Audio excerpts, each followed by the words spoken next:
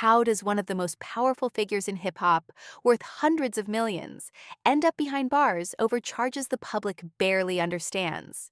Sean Diddy Combs built an empire, shaped pop culture, and lived like royalty.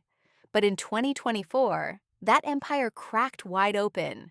What started as whispers of wild parties and strange behavior turned into a full-blown federal trial that gripped the nation. Now, after months of headlines and courtroom drama, Diddy isn't facing life behind bars, but he's still locked up. Not for racketeering, not for trafficking, but for something that sounds almost vague: transportation for engagement and prostitution. It's a charge so unusual, his lawyers claim no one else has ever been convicted of it under these circumstances. And yet, here he is, sitting in jail, fighting for his freedom, and challenging the system that put him there. But how did it come to this? The fall of a mogul. For decades, Diddy wasn't just a name. He was a movement. From launching Bad Boy Records to shaping careers like the notorious B.I.G. and Mary J. Blige, he was untouchable. Forbes listed him among the wealthiest artists in the world. His lifestyle? Private jets, all-star parties, designer everything. He didn't just influence culture, he was culture. But beneath the surface, rumors were always floating. Whispers about his private life, power plays, and secret recordings. Most dismissed it as tabloid noise. That all changed in September 2024, when federal agents raided his homes and arrested him on charges that left fans and insiders stunned. Overnight, the mogul turned into a criminal defendant. The headlines shifted from music to misconduct, and what followed was a courtroom spectacle, one that pulled back the curtain on a side of Diddy the world had only guessed at. But the real shock wasn't just the arrest. It was the bizarre, specific nature of the charges that came next. The charges explained. The full list of charges sounded like something out of a crime drama: racketeering, sex trafficking, conspiracy, and transportation for prostitution. But once the details hit the courtroom, things got even stranger. Prosecutors claim Diddy had orchestrated a secret lifestyle filled with what they called freak-offs, a term reportedly used to describe private, sexually charged gatherings involving girlfriends, male escorts, and sometimes even filmed encounters. Flights were booked, hotels arranged, and according to the government, it all added up to something criminal. But here's where it gets murky. The serious charges, trafficking, conspiracy, racketeering, needed evidence of coercion, abuse, or financial exploitation. And after weeks of witness testimony and cross-examinations, the jury didn't buy it. Those accusations didn't stick. Instead, the only thing Diddy was actually convicted of? Paying for travel that allegedly involved consensual adult encounters. No underage victims, no force, no trafficking. Just a highly public, extremely expensive legal battle over what the government labeled prostitution. But if the jury rejected the major accusations, why is he still in a jail cell? What the jury actually decided. After a 2-month trial packed with dramatic testimony and headlines, the jury reached a verdict that shocked almost everyone. Diddy was cleared of the explosive charges that made the case so high profile: racketeering, sex trafficking, and conspiracy. For a moment, it looked like he might walk free. But buried in the verdict were two convictions that didn't grab as many headlines, yet had massive consequences. The jury found him guilty of transportation for engagement in prostitution. In plain terms, the court decided he'd flown people across state and international lines to take part in consensual sexual activities. And that alone was enough to convict him. His legal team immediately spun it as a partial win, saying the most serious claims had been dismantled. No trafficking, no organized criminal enterprise, no abuse. Just what they called consensual adult behavior. Still, Diddy remained behind bars. No bail, no release. And according to his lawyers, the charges that stuck were both unprecedented and unconstitutional. But they weren't finished. Not by a long shot. The defense strikes back. After the jury's surprising decision, Diddy's defense team immediately shifted gears. They filed a strong motion, demanding either a full acquittal or a completely new trial focused solely on the prostitution-related charges.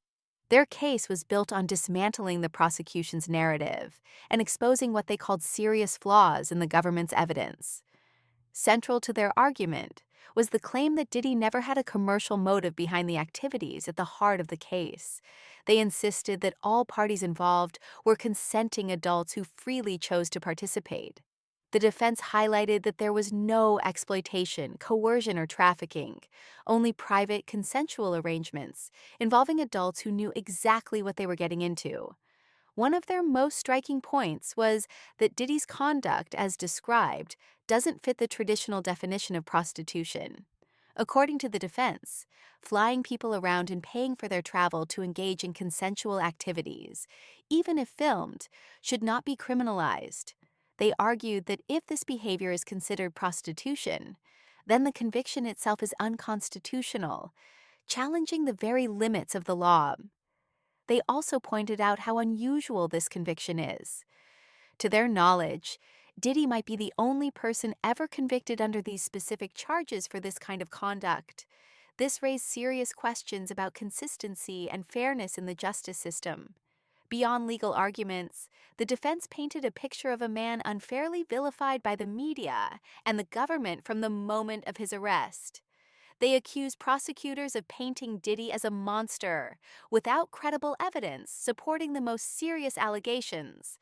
The jury's rejection of trafficking and racketeering charges, they said, proved that the government's case was built more on rumor and reputation than on facts. With the sentencing looming, the defense's fight is not just about freedom.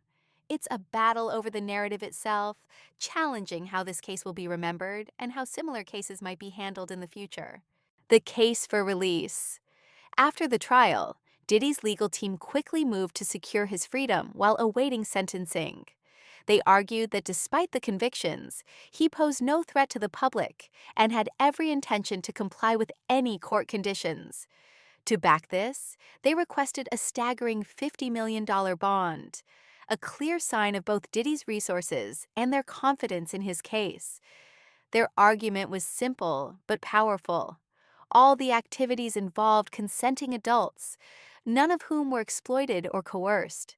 The defense emphasized that Diddy was being punished for paying for travel connected to private encounters, not for any violent or harmful conduct. They portrayed him as a businessman caught in an unprecedented legal situation, not a danger to the community. However, Judge Aaron Subramanian was unconvinced. In denying bail, the judge cited concerns that Diddy had not demonstrated a lack of danger to others or the community. This ruling left the hip-hop mogul confined, heightening tensions as the October sentencing date loomed. In response, Diddy's lawyers doubled down, filing motions calling for either a full acquittal or a new trial on the prostitution-related charges. They labeled the evidence thin at best and argued the prosecution had overreached, painting a distorted picture of consensual adult behavior as criminal conduct. This legal battle over bail and retrial is now as much about principles as it is about the charges themselves. Should someone be jailed while fighting what many see as a questionable conviction? And how far should the courts go when the line between legal and illegal acts is blurred by interpretation? The coming weeks could redefine not only Diddy's freedom, but set a precedent for how similar cases are handled in the future.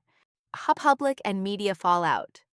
From the moment Sean Diddy Combs was arrested, the media frenzy was relentless. Headlines blasted accusations, painting him as a kingpin running a shadowy empire of exploitation.